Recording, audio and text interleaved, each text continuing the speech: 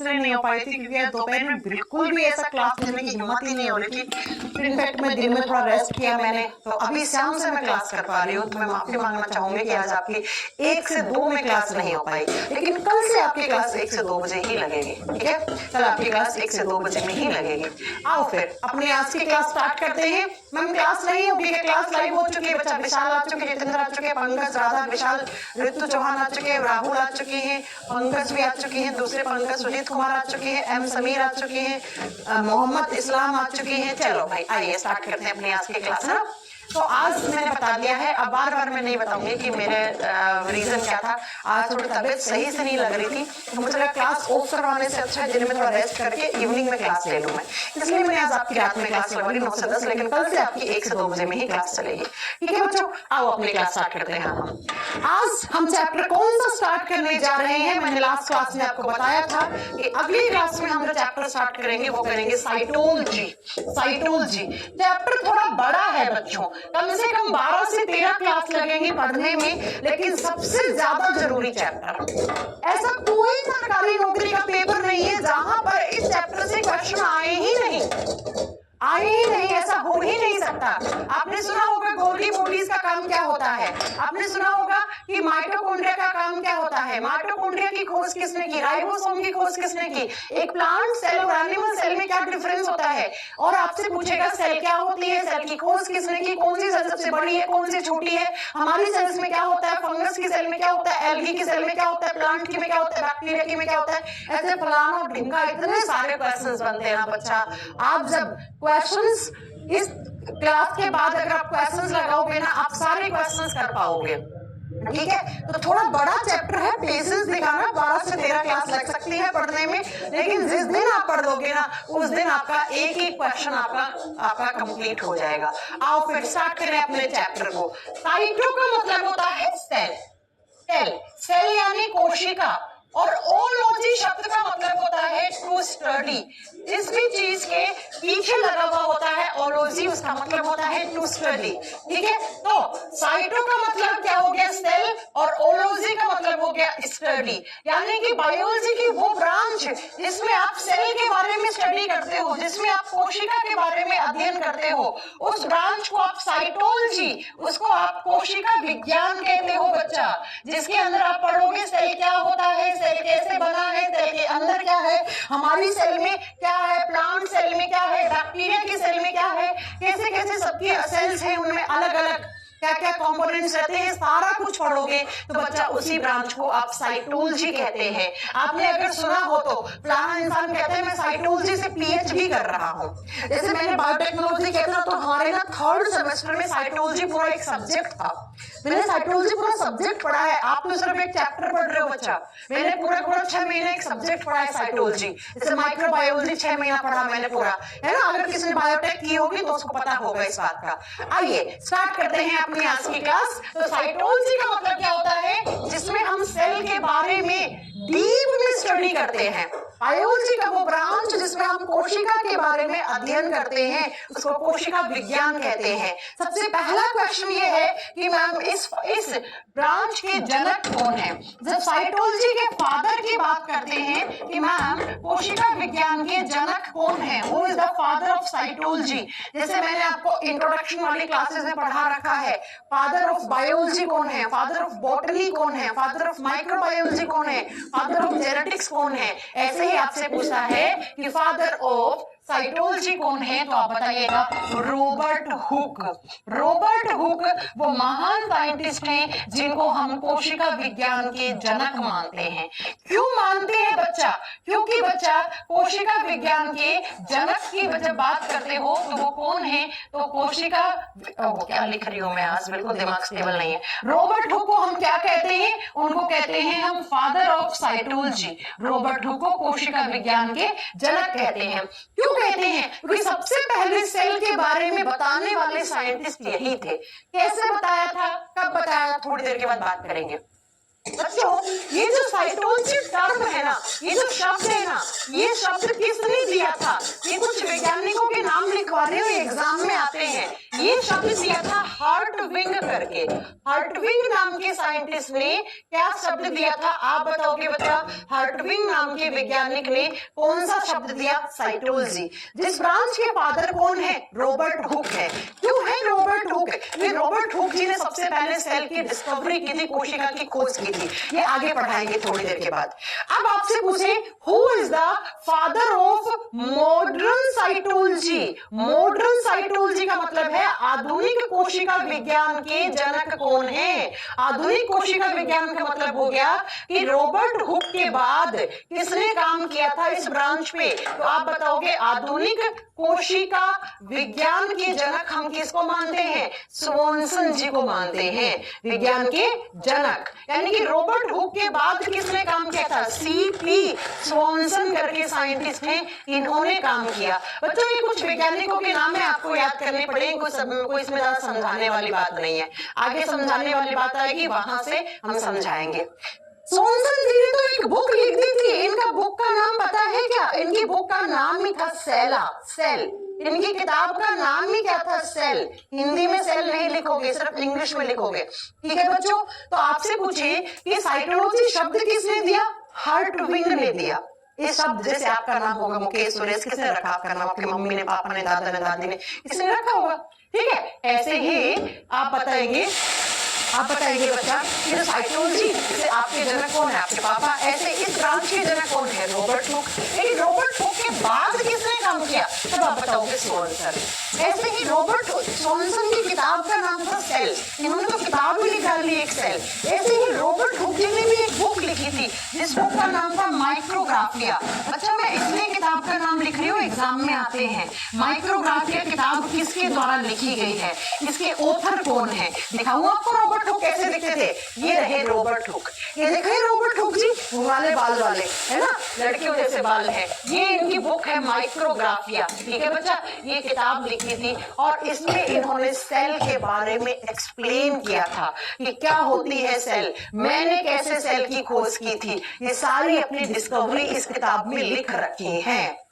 अब आप सोच रहे होंगे मैम ये हर्टविग हो गए, ये स्वॉनसन हो गए, ऐसे ही कौन? रॉबर्ट हुक हो गए। ये इंडियन तो है नहीं, ये इंडियन साइंटिस्ट तो है नहीं। तो क्या मैम हमारे इंडिया में कोई ऐसा साइंटिस्ट नहीं हुआ जिसने साइटोलॉजी ब्रांच में काम कर रखा है? जी हाँ बिल्कुल। तो लिखिए who is the father of Indian cytology? देखो फादर ऑफ इंडियन साइटोलॉजी, भारतीय कोशिका विज्ञान के जनक कौन है? वो साइंटिस्ट जो इंडिया के रहने वाले हैं और उन्होंने इस ब्रांच में काम किया। तो लिखिए भारतीय कोशिका विज्ञान के जनक कौन है? A.K. शर्मा। भारतीय कोशिका विज्ञान के जनक, साइटोलॉजी ब्रांच में इंडियन साइंटिस्ट जिन्होंने काम किया था वो थे A.K. शर्मा। शर्मा जी का लड़का, है ना, सुना होगा ना, शर्मा जी का लड़का आगे निकल गया, अरुण कुमार शर्मा। फुल फॉर्म में आपको फुल फॉर्म नहीं पूछेगा, बस आपको कुछ साइंटिस्ट के नाम याद करने थे, ये मैंने करवा दिए हैं। A.K. शर्मा, है ना, तो इन्होंने इंडिया में रह के साइटोलॉजी ब्रांच पे काम किया। तो 4-5 क्वेश्चन मैंने ले दे के बच्चों, कोई समझाने वाली बात नहीं है। साइटोलॉजी वो ब्रांच है जिसमें हम सेल के बारे में, कोशिका के बारे में अध्ययन करते हैं, डीप में स्टडी करते हैं। ये शब्द हर्टविग नाम के साइंटिस्ट ने दिया था। रॉबर्ट हुक जी ने इस ब्रांच को जन्म दिया क्योंकि सबसे पहले सेल की डिस्कवरी, कोशिका की खोज इन्होंने ही की थी और इन्होंने एक बुक लिखी थी जिसका नाम था माइक्रोग्राफिया। इस किताब में अपनी डिस्कवरी की जर्नी लिखी इन्होंने। भारत में रहने वाले साइंटिस्ट अरुण कुमार शर्मा जिन्होंने इस ब्रांच पे काम किया था। अब आ जाओ अगले पेज पे, ये कुछ वैज्ञानिकों के नाम आपको याद करने पड़ेंगे। सबसे पहला पॉइंट, मैम सेल क्या होती है, कैसी होती है, कैसी दिखती है, सारी बातें आपके दिमाग में आ रही होंगी, ठीक है, सारी बातें। तो चलो बात करते हैं। सबसे पहले हेडिंग डालेंगे डिस्कवरी ऑफ सेल। कैसे खोज हुई थी बच्चों सेल की? डिस्कवरी ऑफ सेल, लिखिए कोशिका की खोज हुई कैसे थी? कोशिका की खोज करने वाले सबसे महान और सबसे पहले साइंटिस्ट कौन थे? वो यही रॉबर्ट हुक, घुंघराले बालों वाले। नाम क्या थे? सेल की सबसे पहले डिस्कवरी किसने की थी बच्चा? तो लिख दो, रॉबर्ट हुक जी ने की थी। इसीलिए तो हम रॉबर्ट हुक को क्या मानते हैं? फादर ऑफ साइटोलॉजी, कि इन्होंने ही जन्म दे दिया इस ब्रांच को। लेकिन बच्चों, रॉबर्ट हुक ने जो सेल की खोज की थी, वो सेल कैसी थी? वो डेड सेल थी बच्चा, वो मृत कोशिकाएं थी। अरे मैम, क्या सेल मरती भी है? हाँ जी बच्चों, हमारे बॉडी में एक दिन में हजारों सेल्स मरती भी है, हजारों लाखों सेल्स मरती भी है और नई भी बनती है। हमारे शरीर के अंदर, प्लांट में भी, सबके अंदर जो भी लिविंग्स है, जो भी सजीव है, उनमें सेल्स बनती है, मरती है, बनती है, मरती है, बनती है, मरती है। ऐसे लाइफ साइकिल सेल का चलता रहता है। वो इन्होंने जिस सेल की खोज की थी, वो सेल कैसी थी बच्चा? वो डेड थी, वो फंक्शनिंग नहीं थी, वो काम नहीं कर रही थी, वो मरी हुई थी। और कौन से ईयर में की थी? तो बच्चा, इन्होंने डिस्कवरी की थी 1665 में। मैम, कैसे की थी? आओ जरा दिखाते हैं आपको इन्होंने कैसे की थी। बच्चों, इन्होंने क्या किया था? इन्होंने ना प्लांट का कोर्क टिश्यू लिया था। क्या लिया था? कोर्क टिश्यू लिया था बच्चा। हिंदी में कहते हैं कोर्क उत्तक। क्या होता है मैम ये कोर्क टिश्यू? अब मेरी बात को जरा ध्यान से सुनना।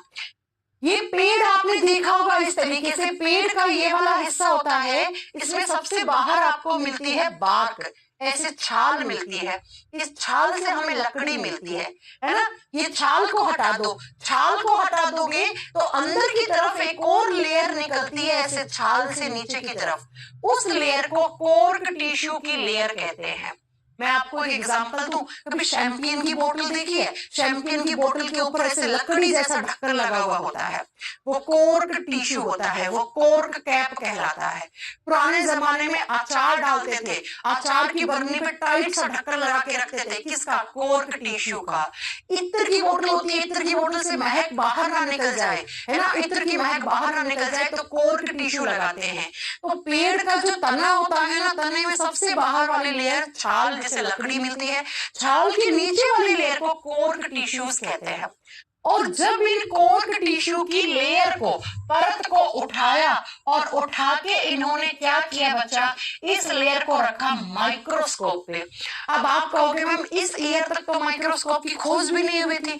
इन्होंने अपना खुद का माइक्रोस्कोप बना रखा था। इन्होंने अपना खुद का कांच को घिस घिस के एक इलेक्ट्रॉन माइक्रोस्कोप बना रखा था भैया, है ना? तो अपने ही द्वारा बनाए हुए माइक्रोस्कोप के नीचे जब कोर्क टिश्यू की लेयर को रखा तो इन्हें ऐसी कुछ स्ट्रक्चर दिखी। देखो, ऐसी ऐसी बहुत सारी स्ट्रक्चर दिखी, ऐसे बहुत सारे कंपार्टमेंट दिखे इस लेयर के अंदर, अलग अलग ऐसे ऐसे ऐसे कंपार्टमेंट दिखे बच्चा। और इन्होंने कहा कि ये जो स्ट्रक्चर है, ये कोर्क टिश्यू की लेयर है, इसके अंदर बहुत सारे इस तरीके के बहुत सारे कंपार्टमेंट, रूम जैसे बने हुए हैं। जैसे हमारा घर है, हमारे घरों में 10 रूम है ना? तो ऐसे ही आप मान लो एक कोर्क टिश्यू है, इस कोर्क टिश्यू के अंदर बहुत सारी छोटी छोटी स्ट्रक्चर है। ये जो टिश्यू है, ये जो उत्तक है, ये छोटी छोटी स्ट्रक्चर से मिलकर बना हुआ है ऐसी। और इन्हीं स्ट्रक्चर को पहले नाम दिया सेला और बाद में इनका नाम चेंज करके इन्होंने सेल रख दिया। सेला लैटिन भाषा का शब्द था बच्चा। तो सेल शब्द कहां से लिया गया? लैटिन भाषा के सेला शब्द से सेल शब्द बना, जिसको हिंदी में कोशिका कहते हैं। और पता है, इन्होंने इस कोर्क टिश्यू की तुलना किससे की थी? मधुमक्खी के छत्ते से। इन्होंने कहा जैसे मधुमक्खी के छत्ते में हजारों लाखों मधुमक्खियां भिनभिना रही होती हैं, वैसे कोर्क टिश्यू में हजारों लाखों ये छोटी छोटी स्ट्रक्चर प्रेजेंट है, जिनको सेल कहते हैं। अब कुछ लोग उल्टा पुल्टा पढ़ा देते हैं, कुछ लोग उल्टा पुल्टा पढ़ लेते हैं कि जो रॉबर्ट हुक है, उन्होंने मधुमक्खी के छत्ते में कोशिका की खोज की। अरे भैया, मधुमक्खी के छत्ते में नहीं, तुलना की थी मधुमक्खी के छत्ते जैसी। आपको मैं दिखाऊं, देखो ऐसा था कोर्क टिश्यू। आपको नहीं लग रहा ये मधुमक्खी का छत्ता है? लग रहा है ना? तो ऐसा ही कोर्क टिश्यू दिखा था इनको। ये कोर्क टिश्यू है बच्चा। इस टिश्यू को जब इलेक्ट्रॉन माइक्रोस्कोप पे रखा तो ऐसी स्ट्रक्चर दिखी। ये देखो, बेंजीन जैसे। केमिस्ट्री में बेंजीन पढ़ते हो, लेकिन ये बेंजीन नहीं है। ऐसे इन्होंने कहा इस टिश्यू के अंदर तो बहुत छोटी छोटी स्ट्रक्चर प्रेजेंट है। ये टिश्यू, ये उत्तक जो है, वो बहुत छोटी संरचनाओं से मिलकर बना हुआ है। उन्हीं संरचनाओं को इन्होंने क्या बोल दिया, उन्हीं संरचनाओं को इन्होंने नाम रख दिया पहले सेला। सेला लैटिन भाषा, इन साइंटिस्ट की मातृभाषा लैटिन थी। और बच्चा फिर इन्होंने कहा कि ये जो नाम है इसको आगे मैं कन्वर्ट कर रहा हूं किसमें, सेल शब्द में। तो यहां से सेल की खोज हुई थी बच्चा। किसने की? रॉबर्ट हुक ने। कैसी थी सेल? मरी हुई। किस ईयर में? 1665 में। किस ऊतक में? कॉर्क ऊतक में, कॉर्क टिश्यू की लेयर में की। ये लो बच्चों, मैं आप लास्ट में बताऊंगी बच्चा नमन कुमार, ठीक है। तो डिस्कवरी ऑफ सेल, सेल की खोज सबसे पहले रॉबर्ट हुक ने की 1665 में बच्चों। आगे बात समझ में? चले आगे। लेकिन ये सेल कैसी थी आप लोग बताओ, ये सेल कैसी थी? ये सेल जिंदा थी कि मरी हुई? तो मरी हुई सेल की खोज किसने की? आपसे कभी पूछ ले कोई तो आपका आंसर क्या होगा बच्चा? यही आंसर होगा। चले अब आया बच्चा समय 1674 का।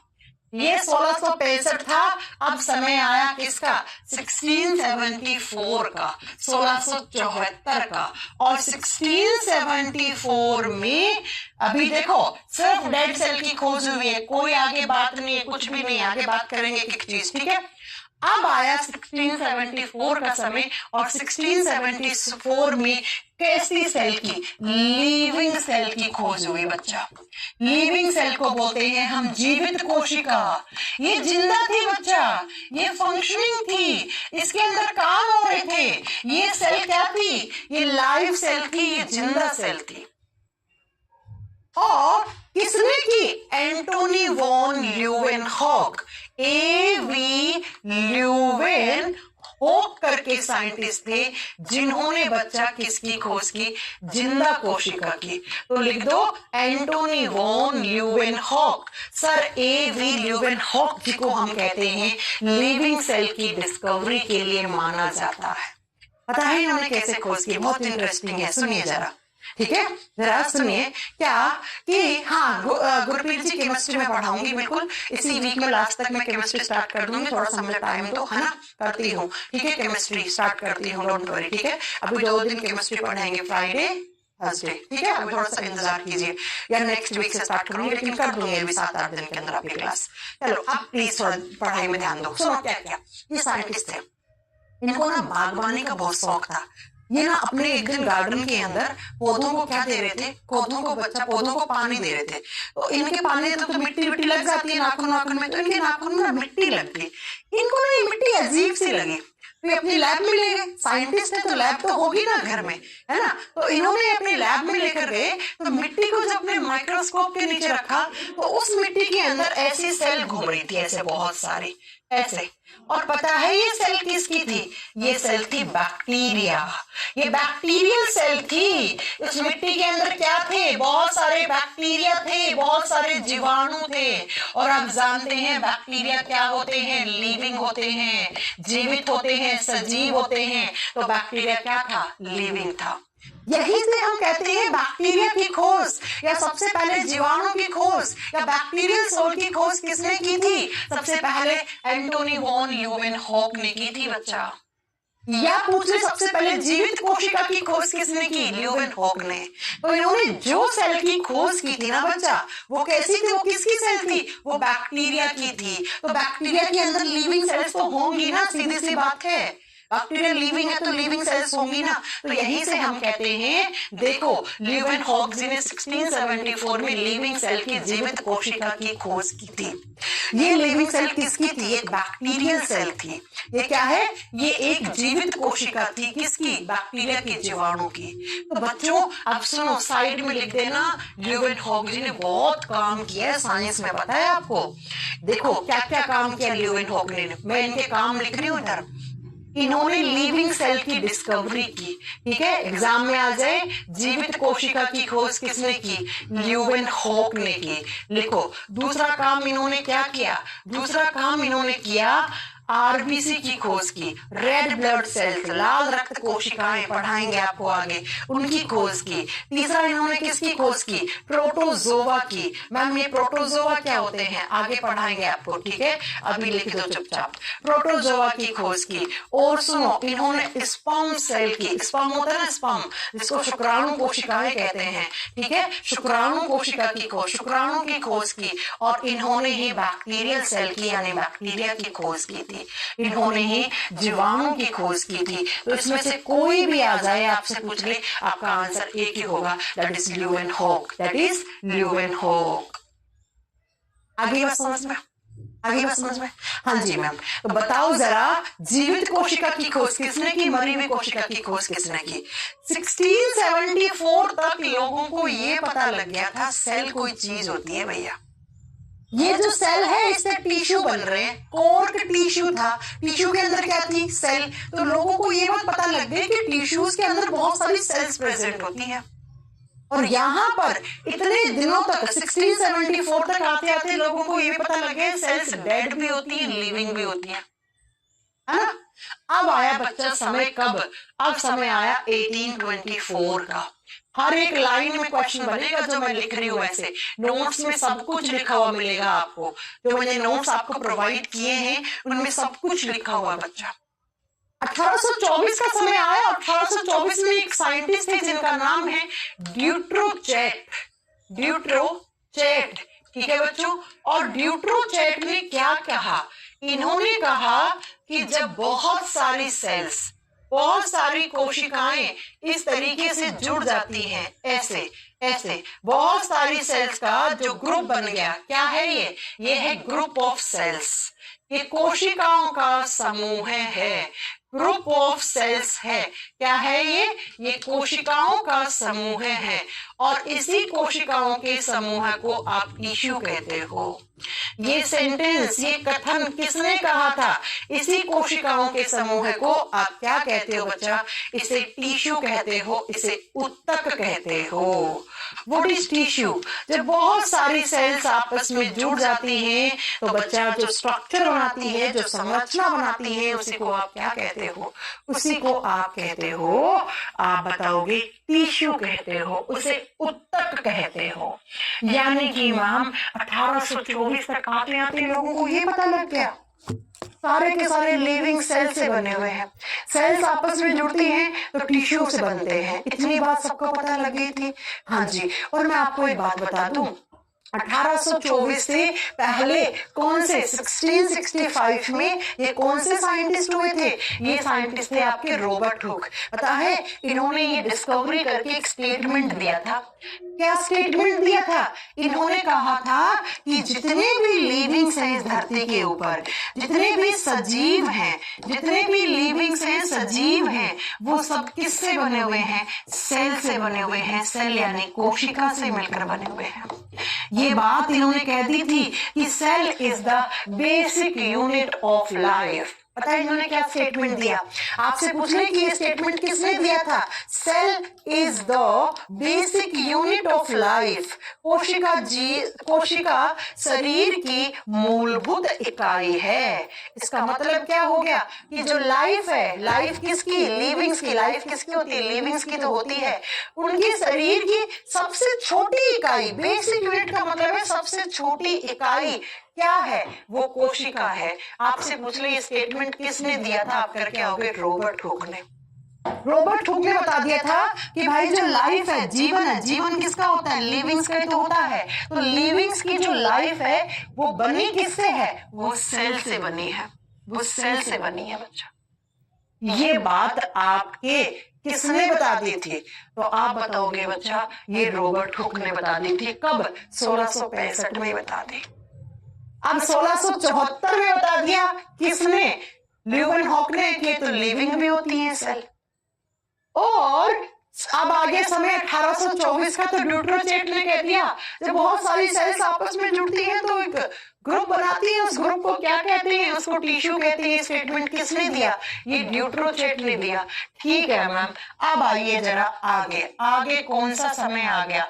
अब समय आ गया 1838 से 39 का। 1838 से 1838 खत्म हो रहा था, 39 शुरू हो रहा था। तो इस समय दी गई क्या?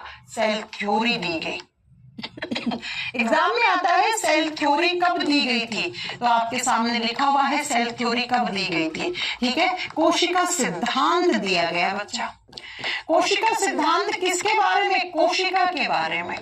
अब क्या कहता है ये सेल थ्योरी, ये कोशिका सिद्धांत क्या कहता है, इस बात को जरा गौर से सुनो।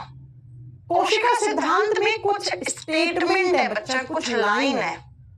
लिखिए जरा कौन कौन सी लाइन। सबसे पहली लाइन तो वही लिख दो, cell is the basic unit of life. Cell is the basic unit of life. बच्चा ये बात किसने बताई थी, मुझे कमेंट करके बताओ। ये बात किसने बताई थी? रॉबर्ट हुक ने कह दी थी। रॉबर्ट हुक ने क्या कही थी कि कोशिका जीवन का मूलभूत आधार है। कोशिका जीवन का मूलभूत आधार है। लाइफ की सबसे छोटी यूनिट, सबसे छोटी स्ट्रक्चर कोशिका जीवन का मूलभूत इकाई है या आधार है बच्चा। मूलभूत इकाई है, यानी कि इसी से ही लाइफ बनी है। किसकी? लिविंग्स की, सजीवों की लाइफ बनी है। ये बात तो आपके रॉबर्ट हुक ने पहले ही कह दी थी, है ना। ये बात तो आपकी रॉबर्ट हुक ने कहां से पढ़ लिया जितेंद्र?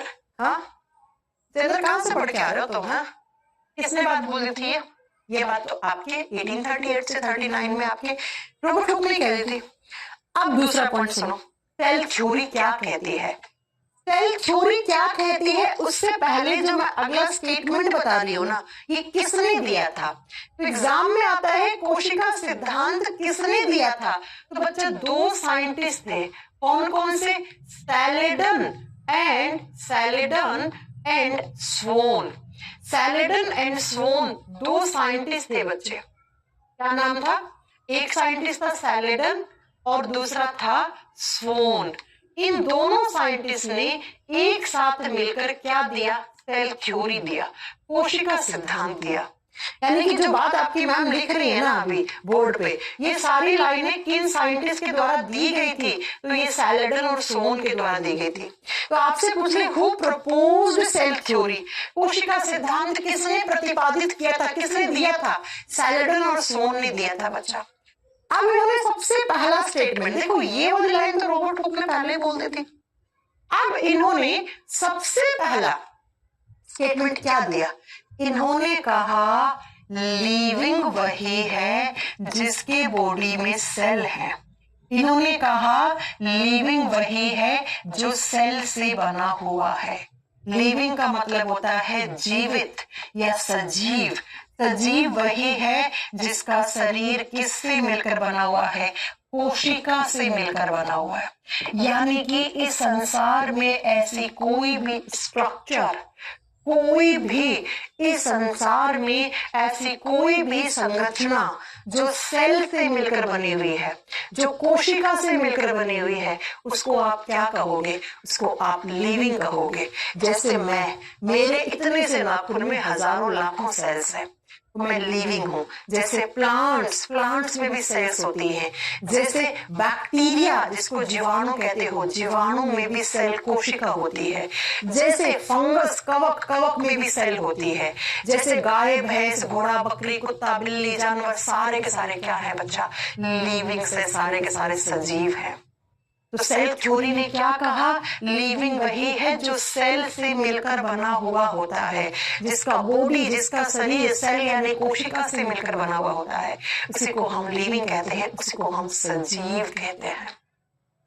अब बच्चों मेरी बात को जरा ध्यान से सुनना। किस किस के बॉडी में सेल होती है? तो आप लिखोगे बैक्टीरिया। जीवाणु क्या है? बैक्टीरिया लिविंग होते हैं बच्चा। बैक्टीरिया, जीवाणु क्या होते हैं? अभी वो भूल जाओ कि बैक्टीरिया एक कोशिकीय जीव होते हैं, बहुकोशिकीय होते हैं, कैसे होते हैं, वो बाद की बात है, अभी हम उस पर बात नहीं कर रहे हैं। बैक्टीरिया लिविंग है, हाँ जी मैम। प्लांट्स का मतलब पेड़ पौधे लिविंग्स होते हैं, हाँ जी मैम। एनिमल्स यानी जानवर, जितने भी जानवर हैं वो भी लिविंग्स हैं। और नेक्स्ट लिखो एल्गी, एल्गी होती है शैवाल, ठीक है, पानी के ऊपर है ना, ग्रीन कलर की काई सी रहती है, चट्टानों के ऊपर लगी हुई होती है, मॉइस्चर वाले एरिया में होती है ना, वो शैवाल होती है। फंगी जिसको आप कवक कहते हो, ये सारे नाम आपने सुने होंगे, दे ऑल आर लिविंग्स, ये सारे के सारे सजीव हैं। लेकिन बच्चों जो वायरस होते हैं, virus is the exception of cell theory, जो कोशिका सिद्धांत होता है ना, इसका क्या है, वायरस एक्सेप्शन है। एक्सेप्शन का मतलब होता है बच्चा अपवाद। पता है एग्जाम में कैसे पूछता है, एग्जाम में पूछता है किसके ऊपर कोशिका सिद्धांत लागू नहीं होता। सेल थ्योरी कहां पे आके फेल हो जाती है, वायरस पे। कोशिका सिद्धांत का अपवाद कौन होता है, वायरस। कोशिका सिद्धांत का अपवाद हम वायरस को मानते हैं, जिसको हिंदी में हम विषाणु कहते हैं। मैम क्यों मानते हैं, सुनो जरा। जो वायरस होते हैं ना, ये एसेल्यूलर होते हैं, हर एक लाइन में क्वेश्चन है। वायरस एसेल्यूलर होते हैं, एसेल्यूलर का मतलब होता है इनमें कोशिका नहीं होती है, ये बिना कोशिका वाले होते हैं, इनके अंदर कोशिका नहीं होती है। लिख दो, no cell is found in virus. Virus यानी विषाणुओं में कोशिका नहीं पाई जाती है। मैम फिर हम वायरस को लिविंग क्यों कहते हैं, आप सुनो जरा। आपने सुना होगा कि वायरस जब एनवायरनमेंट में पड़ा ऐसे ही, वातावरण में पड़ा ऐसे ही, मान लो इस कमरे में हजारों वायरस होंगे, मुझे थोड़ी ना दिख रहे हैं कि वायरस क्या होते हैं। वायरस माइक्रो ऑर्गेनिजम्स होते हैं, सूक्ष्म जीव होते हैं, इतने सूक्ष्म होते हैं कि उनको देखने के लिए माइक्रोस्कोप चाहिए। तुम अगर माइक्रोस्कोप लेके इसे देखोगे तो बहुत सारे वायरस मिल सकते हैं मुझे, है ना। तो मेरी बात को जरा ध्यान से सुनो। वायरस जब ऐसे ही एनवायरनमेंट में पड़े होते हैं तो वो नॉन लिविंग्स होते हैं बच्चा। वो क्या होते हैं, वो निर्जीव होते हैं, वो नॉन लिविंग चीजों की तरह बिहेव करते हैं। लेकिन जैसे ही वायरस को क्या मिली, जैसे ही वायरस को कोई होस्ट सेल मिल गई, होस्ट सेल का मतलब होता है कोई पोषिता कोशिका मिल गई। अरे इसे कोई लिविंग बॉडी मिल गया, ठीक है, होस्ट सेल का मतलब है कोई लिविंग बॉडी, कोई गाय भैंस घोड़ा बकरी जानवर, हम लोग प्लांट, किसी में भी घुस गया ये वायरस, तो वो जो लिविंग बॉडी है इसके लिए क्या कहलाएगा, होस्ट सेल कहलाएगा। जिस लिविंग बॉडी में, जिस जीवित कोशिका के अंदर वायरस घुस जाता है उसे होस्ट सेल कहते हैं। और जैसे होस्ट सेल में आता है, अब वायरस लिविंग की तरह व्यवहार करना शुरू कर देता है, वो लिविंग्स की तरह, वो सजीवों की तरह व्यवहार करना शुरू कर देता है। तो वायरस जो होता है वो बच्चा देखो, वो बाहर पड़ा था तब तक नॉन लिविंग था, वो किसी लिविंग बॉडी में, किसी होस्ट सेल में जाके लिविंग की तरह बिहेवियर रखना शुरू कर देता है। जबकि बच्चों आप देखो ना, वो आपने बोला लिविंग वही है जिसमें सेल हो, और वायरस में सेल तो होती ही नहीं है, फिर भी वायरस लिविंग की भांति काम करता है। तो कोशिका सिद्धांत इस पे लागू नहीं हुआ ना। ये आपका कोशिका सिद्धांत क्या कहता है, सेल थ्योरी क्या कहती है, सेल थ्योरी कहती है लिविंग वही है जिसके बॉडी में सेल हो। अब वायरस के बॉडी में सेल होती ही नहीं है, फिर भी वो लिविंग की तरह काम करता है। लेकिन कब, जब वो किसी लिविंग बॉडी में होता है तब, है ना, जब वो किसी लिविंग बॉडी में होता है। जैसे कोरोना वायरस था, वो मेरे बॉडी में आ गया तो वो लिविंग की तरह काम करना शुरू कर दिया। अब मैम ऐसा होता क्यों है, सुनिए जरा, ये वायरस इतनी तबाही मचाते क्यों हैं, इनमें सेल तो होता नहीं है। तो हर एक क्वेश्चन का आंसर देते हैं। देखो मैंने कहा, मैंने नहीं, आपकी सेल थ्योरी ने कहा लिविंग वही है जिसके बॉडी में सेल हो, जो कोशिकाओं से मिलकर बना हुआ होता है उसे लिविंग कहते हैं। ये सारे लिविंग है, इन सब में सेल्स होती है, जबकि वायरस में सेल नहीं होता है। वायरस को एसेल्यूलर कहते हैं, अकोशिकीय कहते हैं।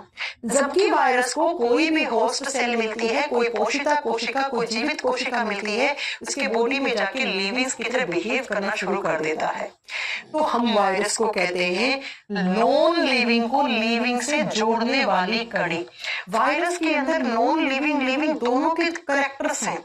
वायरस के अंदर निर्जीव और सजीव दोनों के लक्षण पाए जाते हैं, इसीलिए वायरस को हम कहते हैं connecting link between non living and living. इसको क्या कहते हैं?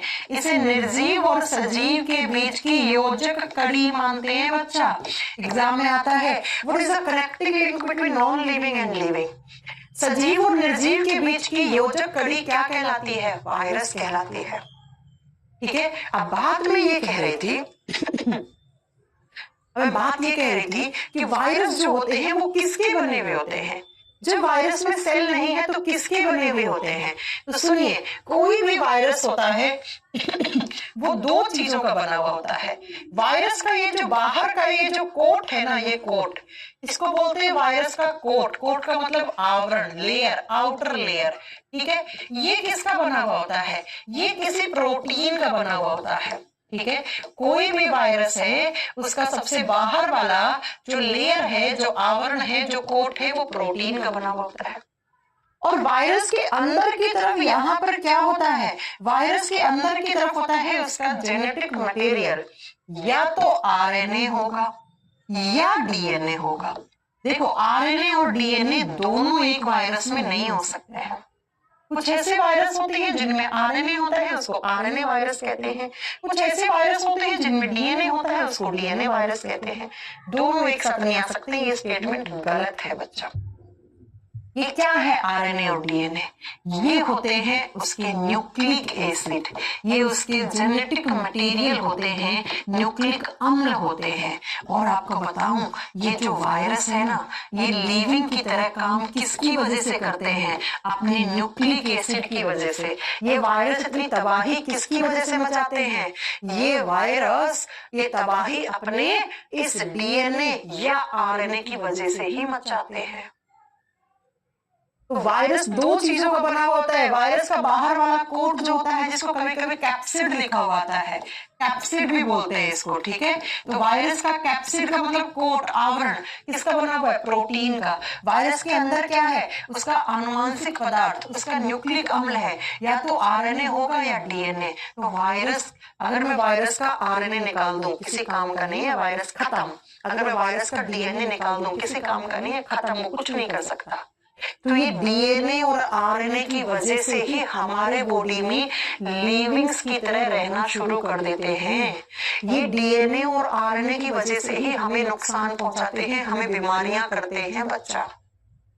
ठीक है, तो बताइएगा कि कोशिका सिद्धांत किस पे लागू नहीं होता? वायरस पे। कोशिका सिद्धांत क्या कहता है? लिविंग वही है जिसके बॉडी में सेल हो, जबकि वायरस में सेल नहीं होता है, फिर भी वायरस लिविंग होता है। किसके दम पे? अपने न्यूक्लिक एसिड के दम पे, अपने आनुवंशिक पदार्थ के दम पे। आनुवंशिक पदार्थ क्या होते हैं? दो होते हैं, डीएनए और RNA.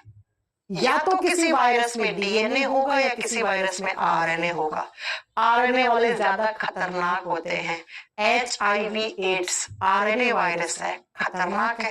Corona virus RNA virus है, खतरनाक है ना? ठीक है, नहीं बेटा, लाइव क्लास है अंकित कुमार। ठीक है, आगे बात समझ में मेरी? तो कोशिका सिद्धांत किसने दिया? सैलेडन और सोन ने। कोशिका सिद्धांत का पहला पॉइंट क्या कहता है? लिविंग वही है जिसके बॉडी में सेल हो, जबकि कोशिका सिद्धांत किस पे लागू नहीं होता? कोशिका सिद्धांत वायरस पे लागू नहीं होता। वायरस से बनने वाला पहला क्वेश्चन, दूसरा क्वेश्चन, तीसरा क्वेश्चन, चौथा क्वेश्चन। अब आ जाओ अगले पॉइंट पे। सेल थ्योरी का दूसरा पॉइंट क्या कहता है? ये तो एक ही हुआ है ना? अब सेल थ्योरी का दूसरा पॉइंट क्या कहता है? सेल थ्योरी का दूसरा पॉइंट कहता है ऑल द लिविंग्स, देखिए जरा क्या कहता है? All the livings are made up of cells and products of cells, made up of cell and its products. लिख दो, एंड इट्स प्रोडक्ट्स। सभी सजीवों का शरीर कोशिका और कोशिका के उत्पादों से बना हुआ होता है। क्या कहता है सेल थ्योरी का दूसरा पॉइंट? सभी जीवों का शरीर कोशिका, कोशिका यानी सेल, कोशिका और कोशिका के उत्पाद। आप किसका प्रोडक्ट हो? आपको किसने बनाया? आपके मम्मी पापा ने। वैसे सेल के भी तो कुछ प्रोडक्ट होंगे ना, है ना? लिखो, सभी जीवों का शरीर कोशिका और उसके उत्पादों से मिलकर बना हुआ होता है। उसके उत्पाद, प्रोडक्ट से मिलकर बना हुआ होता है। उत्पादों से मिलकर बना होता है, मिलकर बना होता है। अब इस लाइन का मीनिंग क्या है मैम? ये तो किताबों में भी लिखा हुआ मिल जाता है। चलो आपको मैम समझाती है इसका मीनिंग। बच्चों, कोई भी लिविंग बॉडी होती है वो सेल और सेल के प्रोडक्ट से बनती है। ये सेल थ्योरी कहती है। सबसे पहले कोई लिविंग बॉडी बनेगा तो उसमें क्या बनेगा? उसमें सेल बनेगा, उसमें कोशिका बनेगा। और कोई भी लिविंग बॉडी होता है, उसका जो फर्स्ट सेल होता है ना बच्चा, उसी को आप जाइगोट कहते हो। कोई सजीव होता है, उसके शरीर की प्रथम कोशिका, उसकी पहली कोशिका क्या कहलाती है? जाइगोट कहलाती है, युग्मनज कहलाती है। क्या कहलाती है? जाइगोट कहलाती है बच्चा। जाइगोट क्या है बच्चों? एग्जाम में पूछ ले, एग्जाम में आता है जाइगोट कैसा होता है, यूनिसेलुलर और मल्टीसेलुलर। अरे जाइगोट में एक ही सेल होती है, ऐसे पहला सेल है, ऐसे पहला सेल, एक सेल था, वो सेल जिससे आप बने हो जाइगोट कहते हैं। वो पहली कोशिका जिससे कोई भी लिविंग बॉडी बन जाता है उसको जाइगोट कहते हैं। जाइगोट में एक ही सेल है तो एक कोशिका हुआ ना, एग्जाम का क्वेश्चन है ये, ठीक है? ओके, अब सुनो, पहला कोशिका सबसे पहले क्या बनी? सेल बनी। अब ये सेल अपने आप को डिवाइड करेगी ऐसे, इसमें डिवीजन होगा, इसमें सेल डिवीजन होगा, इसमें कोशिका विभाजन होगा। तो 1 से 2 बनेगी, 2 से 4, 4 से 8, ऐसे करते करते करते करते करते करते बहुत सारी सेल्स बन जाएंगी। बहुत सारी सेल्स बन जाएंगी तो बहुत सारी सेल्स का ग्रुप, इस तरीके से बहुत सारी सेल्स बन गई। बहुत सारी सेल्स का ग्रुप क्या कहलाता है? टिश्यू कहलाता है मैम, ऊतक कहलाता है। हाँ जी। अब बहुत सारे टिश्यूज जो हैं वो आपस में जुड़ेंगे। एक टाइप के टिश्यू एक तरफ जाएंगे, दूसरे टाइप के टिश्यू दूसरी तरफ जाएंगे। जिन टिश्यूज का एक जैसा काम है वो यहाँ आएंगे, जिनका एक जैसा काम है यहाँ आएंगे। तो टिश्यू से बनता है टिश्यू सिस्टम। टिश्यू सिस्टम बनता है, यानी कि बहुत सारे टाइप के टिश्यूज होते हैं, वो अपना सिस्टम बना लेते हैं एक, है ना? तो लिखो, ऊतक तंत्र बन जाता है। और जब बहुत सारे टिश्यूज आपस में जुड़ते हैं तो धीरे धीरे ऑर्गन्स बनाना शुरू कर देते हैं। ऑर्गन्स को कहते हैं हम अंग। अंगों का निर्माण होना शुरू हो जाता है, अंग बन जाते हैं बच्चा, है ना? अब जब ये अंग हैं, इनमें एक जैसा काम होता है तो हम कहते हैं ऑर्गन सिस्टम बन गए, अंग तंत्र बन गए। जैसे digestive system, circulatory system, respiratory system, reproductive system, muscular system, skeletal system, etcetera etcetera.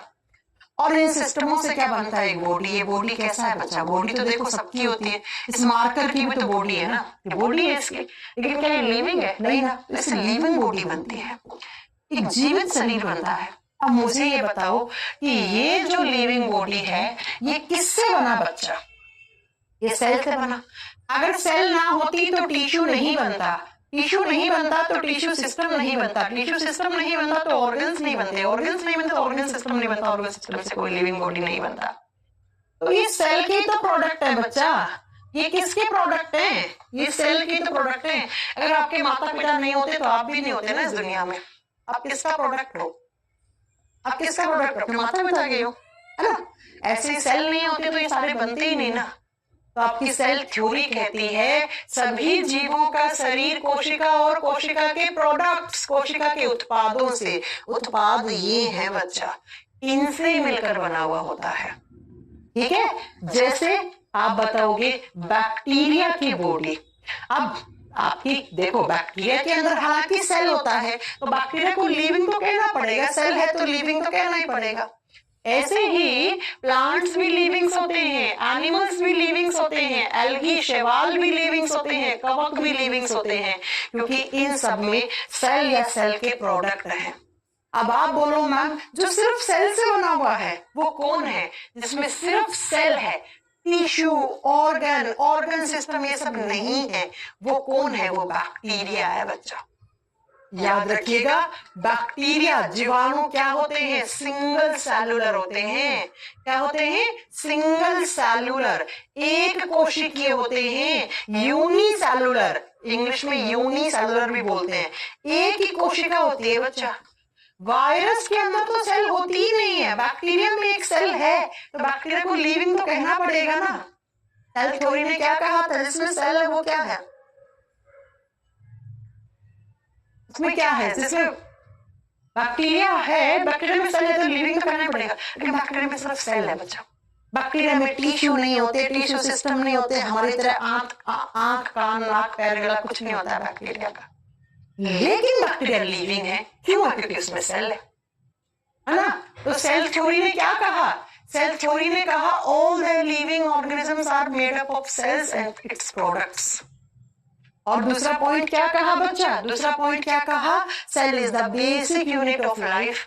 और तीसरा पॉइंट क्या है? लिविंग वही है जो सेल से बना है। ये लाइन किसने कही? ये आपकी सेल थ्योरी ने कही, ये कोशिका सिद्धांत ने कही। और कोशिका सिद्धांत किसने दिया था? सैलेडन और सोन ने दिया था बच्चा। अमीबा क्या होता है? सारी बातें करेंगे, थोड़ा पेशेंस रखो, पेशेंस पेशेंस पेशेंस। मेरे से आगे मत चलो बच्चा, नुकसान तुम्हारा है, मेरा नहीं है। अब हम कल की क्लास में यहाँ कंटिन्यू करेंगे आगे। क्या होते हैं यूनिसेलुलर, क्या होता है बैक्टीरिया, क्या होता है प्रोकैरियोटिक, क्या होता है यूकैरियोटिक, ये सारी बातें हम कल की क्लास में करेंगे। सूरज कुमार, ठीक है, ये सारी बातें हम कल की क्लास में करेंगे। कल आपकी क्लास 1 से 2 बजे ही होगी, पूरा वीक 1 से 2 बजे ही क्लास चलेगी।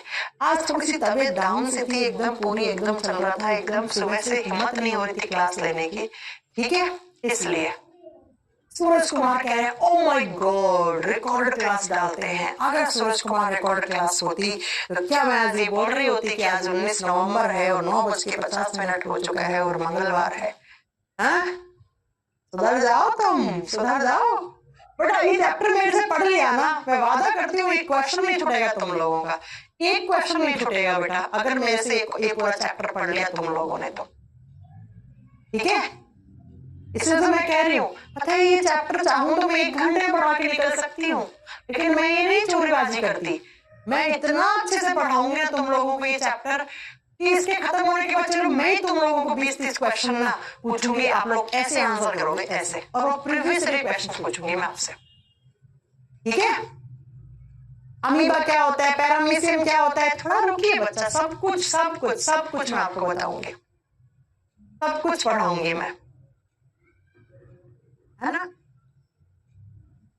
आप मुझे याद दिलाना इस चैप्टर के खत्म होते ही तुरंत अपन मैं आपको चैप्टर के क्वेश्चंस भी करवाऊंगी, 25-30 क्वेश्चन कराऊंगी, मोटिवेशन आपका हाई हो जाए। वो मेरे क्वेश्चंस नहीं है, वो NDA, CDS, state PCS, railway examination के क्वेश्चन